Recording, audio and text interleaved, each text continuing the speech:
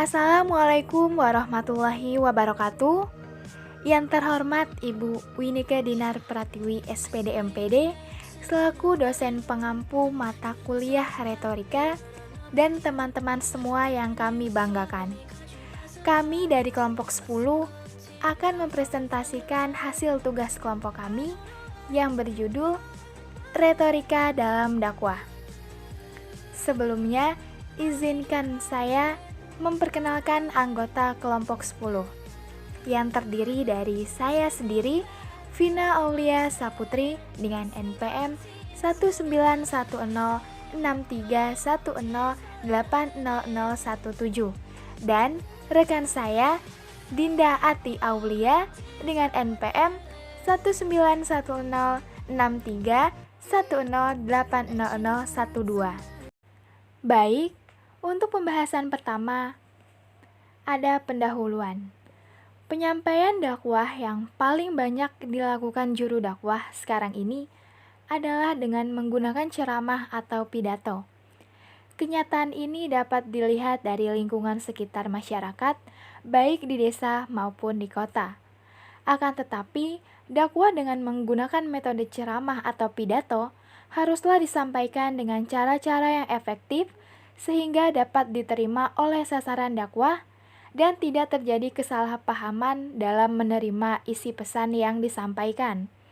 Untuk mewujudkan hal tersebut, maka para juru dakwah dituntut untuk menguasai ilmu retorika.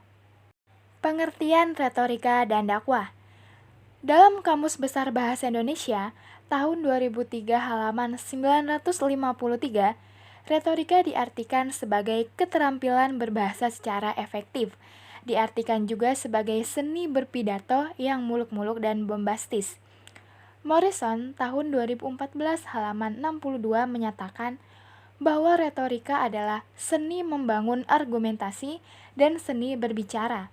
Dalam perkembangannya, retorika juga mencakup proses untuk menyesuaikan ide dengan orang dan menyesuaikan orang dengan ide melalui berbagai macam pesan.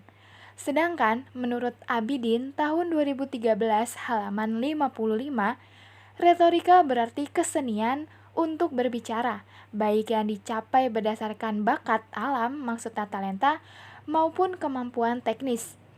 Kesenian berbicara ini tidak hanya berarti berbicara tanpa jalan pikiran yang jelas dan tanpa isi, tetapi kemampuan untuk berbicara dan berpidato secara singkat, jelas, padat, dan mengesankan. Adapun dakwah berasal dari kata da'ayat du dakwatan yang berarti menyeru, memanggil, dan mengajak. Yunus tahun 1990 halaman 127.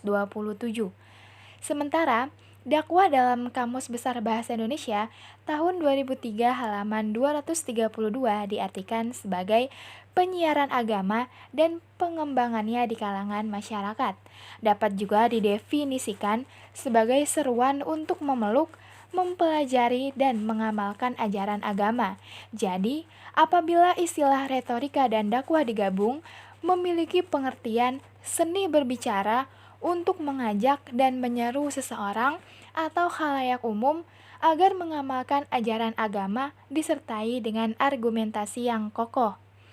Dari definisi tersebut, dapat disimpulkan bahwa retorika dalam dakwah merupakan cabang dari ilmu komunikasi yang membahas tentang bagaimana menyampaikan pesan kepada orang lain melalui seni berbicara agar pesan kita dapat diterima. Keterampilan menyampaikan ajaran Islam secara lisan guna memberikan pemahaman yang benar kepada kaum muslimin agar mereka dapat dengan mudah menerima seruan dakwah Islam yang karenanya pemahaman dan perilakunya dapat berubah menjadi lebih islami. Berikutnya, retorika dalam dakwah sendiri berarti berbicara soal ajaran Islam. Dalam hal ini, Dr. Yusuf Al-Qaradawi dalam bukunya Retorika Islam Khalifah tahun 2004 menyebutkan prinsip-prinsip retorika Islam sebagai berikut. Yang pertama, dakwah Islam adalah kewajiban setiap muslim. Yang kedua, dakwah Rabbaniyah ke jalan Allah. Yang ketiga, mengajak manusia dengan cara hikmah dan pelajaran yang baik. Menurut Dr. Yusuf Al-Qaradawi, karakteristik retorika Islam adalah sebagai berikut. Menyeru kepada spiritual dan tidak meremehkan material, memikat dengan idealisme dan mempedulikan realita, mengajak pada keseriusan dan konsistensi, dan tidak melupakan istirahat dan berhibur, berorientasi futuristik dan tidak memungkiri masa lalu, memudahkan dalam berfatwa dan menggembirakan dalam berdakwah, dan yang terakhir, menolak aksi teror yang terlarang dan mendukung jihad yang disyariatkan. Untuk materi berikutnya akan disampaikan oleh rekan saya. Pentingnya retorika dalam dakwah. Di samping penguasaan konsepsi Islam dan pengamalannya, keberhasilan dakwah juga sangat ditentukan oleh kemampuan retorika antara sang mubalik atau khotib dengan jamaah yang menjadi objek dakwah. Menurut Syekh Muhammad Abduh, ayat tersebut menunjukkan dalam garis besarnya, umat yang dihadapi seorang dai atau objek dakwah dapat dibagi atas 3 golongan, yang masing-masingnya dihadapi dengan cara yang berbeda-beda sesuai hadis. Berbicaralah kepada manusia sesuai dengan kadar atau takaran kemampuan akal mereka. A. Ada golongan cerdik cendekiawan yang cinta kebenaran, berpikir kritis, dan cepat tanggap. Mereka ini harus dihadapi dengan hikmah, yakni dengan alasan-alasan, dalil, dan hujah yang dapat diterima oleh kekuatan akal mereka. B. Ada golongan awam, orang kebanyakan yang belum dapat berpikir kritis dan mendalam, belum dapat menangkap pengertian tinggi-tinggi. Mereka ini dipanggil dengan mau'izatul hasanah, dengan ajaran dan didikan yang baik-baik, dengan ajaran-ajaran yang mudah dipahami. C. Ada golongan yang tingkat kecerdasannya di antara kedua golongan tersebut.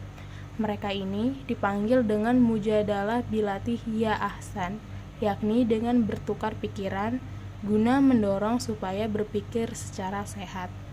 Tujuan retorika dalam dakwah. Tujuan retorika dalam kaitannya dengan dakwah yang paling urgent adalah mempengaruhi audiens. Ini karena dalam berdakwah itu sendiri dibutuhkan teknik-teknik yang mampu memberikan pengaruh efektif kepada khalayak masyarakat sebagai objek dakwah atau al-mad'u, yang diantaranya dengan menggunakan retorika-retorika ampuh dan jitu untuk mempengaruhi orang lain agar mengiyakan apa yang dikatakannya dan mengikuti apa yang diserunya. Sebagaimana dakwah adalah sarana komunikasi menghubungkan, memberikan dan menyerahkan segala gagasan, cita-cita, dan rencana kepada orang lain dengan motif menyebarkan kebenaran. Tujuan lain retorika dimaksudkan untuk menyampaikan ide, pikiran, dan perasaan kepada orang lain agar mereka mengerti dan memahami apa yang disampaikan oleh retor. Lebih jauh, tujuan retorika bersifat persuasif. Artinya, melalui retorika diharapkan orang lain dapat mengikuti kehendak dan tujuan retor. Sedang, fungsi retorika adalah untuk membimbing penutur mengambil keputusan yang tepat, memahami masalah kejiwaan manusia pada umumnya, dan kejiwaan orang-orang yang akan dan sedang dihadapi, menemukan ulasan yang baik, dan mempertahankan diri serta mempertahankan kebenaran dengan alasan yang masuk akal. Dakwah dalam konstruksi keilmuan. Pemikiran atau pengetahuan yang sistematis terhadap dakwah dan pengembangan dakwah telah melahirkan ilmu dakwah, yaitu dakwah dalam teoretis. Dalam literatur klasik, pembahasan ilmu dakwah secara sistematis belum dikenal, kecuali sebatas dakwah sebagai prinsip-prinsip menegakkan amar ma'ruf dan nahi mungkar, serta sebagai kegiatan memelihara dan membina masyarakat Islam. Sampai awal abad ke-20, perkembangan ilmu dakwah telah mencapai tahap sistematis, tetapi belum ke tahap ilmiah. Tahap ini menjadi tahap transisi atau tahap pertengahan antara tahap klasik dan tahap ilmiah. Persoalan dakwah sudah menjadi objek kajian akademik dan menjadi wacana dalam pertemuan kaum terpelajar muslim. Masyarakat luas memiliki perhatian besar terhadap pelaksanaan dakwah Islam yang memunculkan budaya ilmiah, seperti seminar, diskusi, sarasehan, dan pertemuan ilmiah lainnya yang secara khusus membicarakan masalah yang berkenalan dengan dakwah. Tahap ilmu dakwah mencapai tahap ilmiah pada pertengahan abad ke-20. Pada tahap ini, dakwah telah tersusun sebagai ilmu pengetahuan setelah memenuhi syarat-syarat objektif, metodik, dan sistematik. Kiat-kiat menggunakan retorika dalam dakwah. Yang pertama, pahami dan kuasai pembahasan secara baik. Amalkan ilmu yang disampaikan dan diajarkan. Pilih pembicaraan yang sesuai dengan keadaan dan kebutuhan. Pandai melihat fenomena yang berkembang di tengah hadirin, juga latar belakang sosial kultural. Sampaikan informasi terupdate sesuai dengan perkembangan yang berlangsung.